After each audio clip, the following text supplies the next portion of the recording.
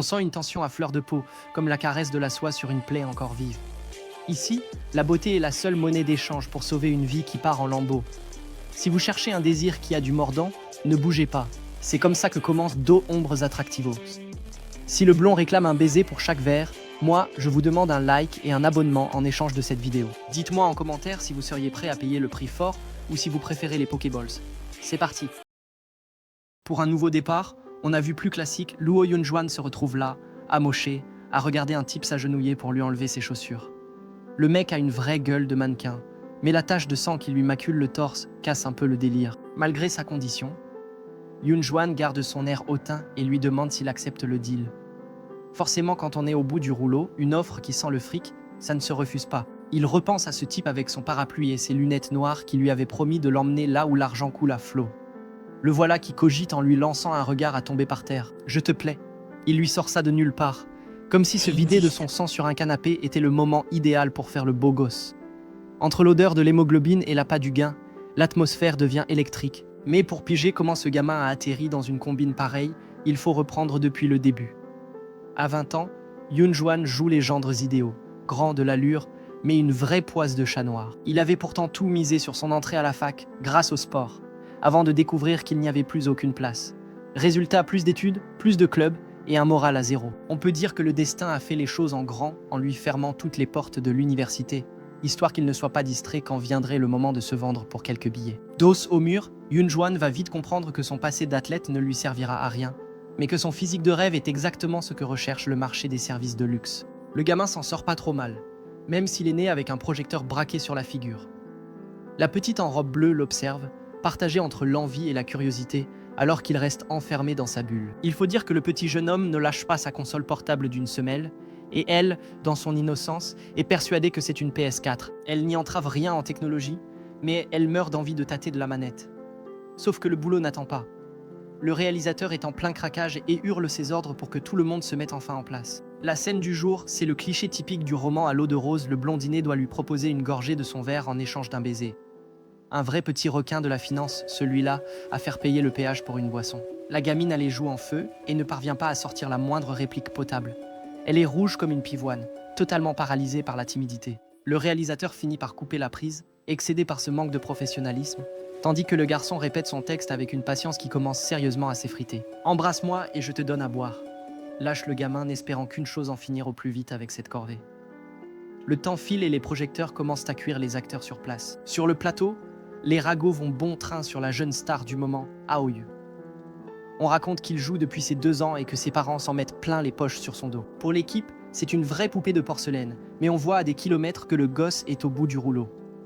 En attendant, il se réfugie dans sa console, ignorant les regards qui le dévisagent comme une bête curieuse. Il a le charisme d'un iceberg et une expression qui hurle qu'il préférerait être n'importe où ailleurs, bien loin des caméras.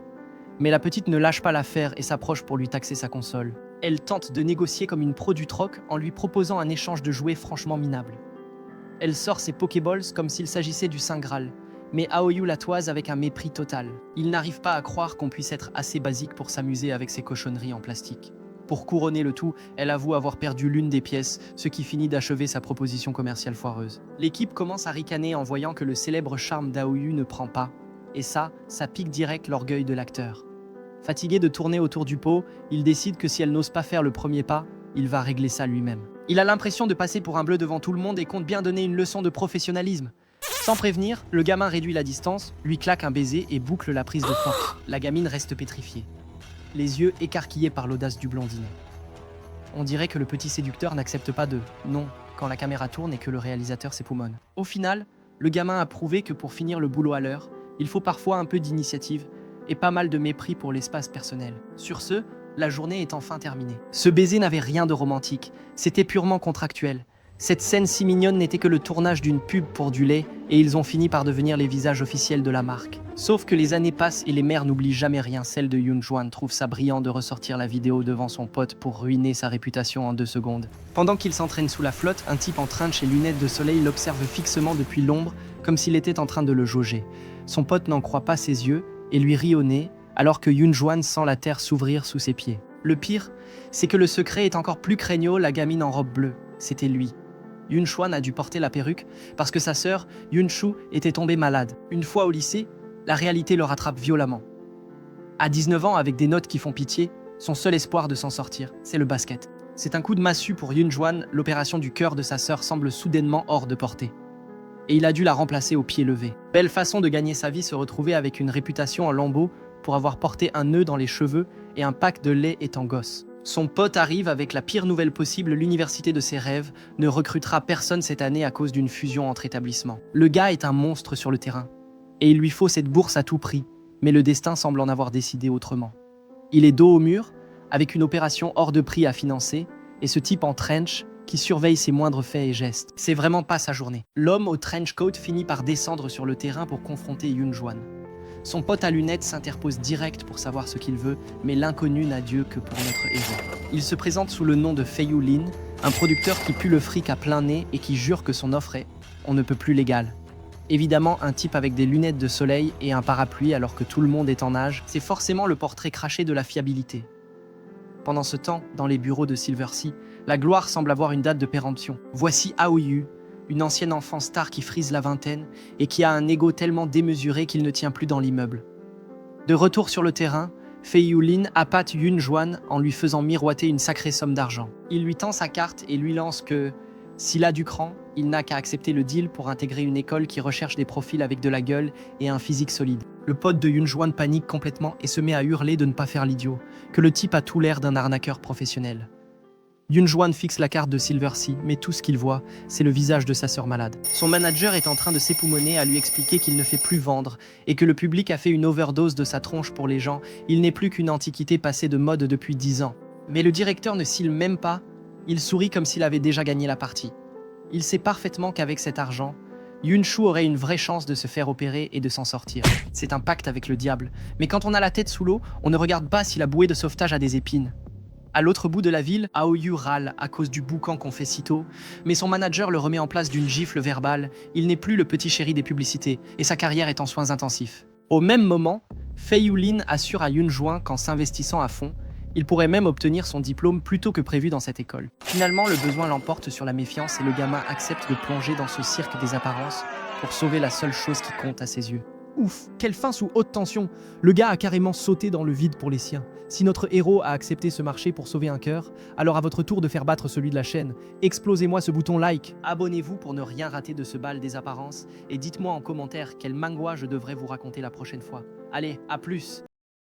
À ce stade, ils espèrent encore que leur petit numéro d'inconnu va passer. Mon verdict, sous ce look tiré à 4 épingles, il y a bien trop de preuves compromettantes. Regardez-moi ce bordel maintenant que tout se casse la gueule. C'est là-dessus que démarrent Dos Sombres Attractivos. Puisqu'il y a une place à prendre suite à l'arrestation, c'est à vous de jouer. Abonnez-vous et lâchez un like pour éviter que le projet ne coule définitivement. Allez, on envoie la sauce. Dans le bureau du grand patron, on brosse le petit chouchou de l'agence dans le sens du poil pour lui éviter de se sentir comme un raté. Aoyu, lui, prend ça de haut avec une arrogance folle, persuadé que la Terre s'arrêterait de tourner s'il ne mettait plus les pieds au studio. Il ne capte pas qu'ils vont l'essorer jusqu'à la dernière goutte. Pendant que monsieur se prend pour le centre du monde, notre basketteur est déjà au siège de la boîte, en train de ramer sévère.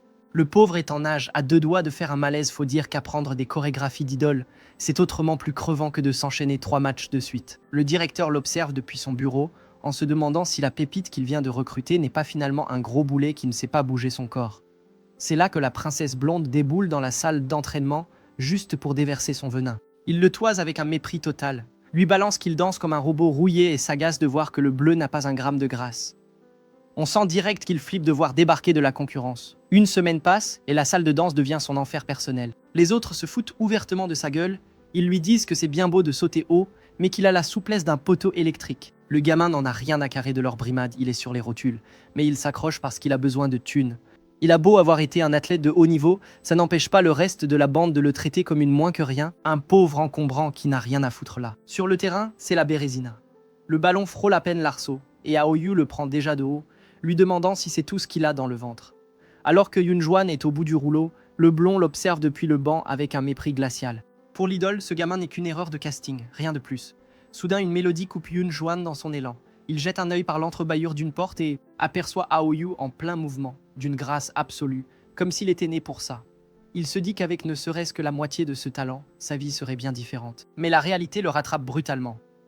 3 brutes le coincent sur le terrain amoché.